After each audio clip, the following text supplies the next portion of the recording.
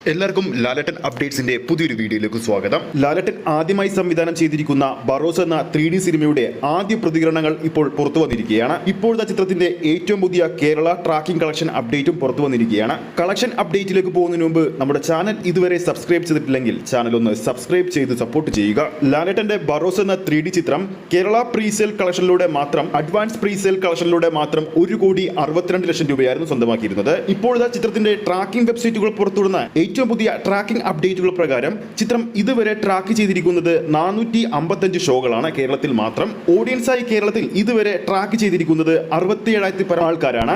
455 ഷോകൾ ട്രാക്ക് ചെയ്യുമ്പോൾ ഓരോ തിയേറ്ററിലെയും ആവറേജ് തിയേറ്റർ ഒക്യുപ്പൻസി എന്ന് പറയുന്നത് 52%.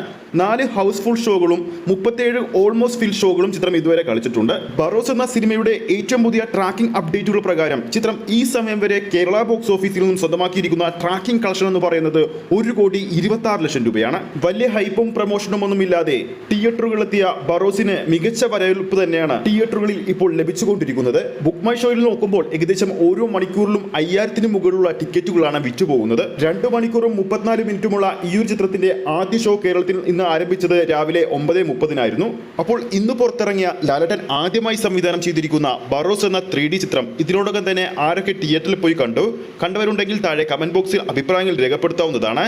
ഈ ഒരു വീഡിയോ ഇഷ്ടപ്പെട്ടിട്ടുണ്ടെങ്കിൽ വീഡിയോ ലൈക്ക് ചെയ്യാനും ചാനൽ സബ്സ്ക്രൈബ് ചെയ്യുന്ന കാര്യം വീണ്ടും ഓർമ്മിപ്പിക്കുകയാണ്.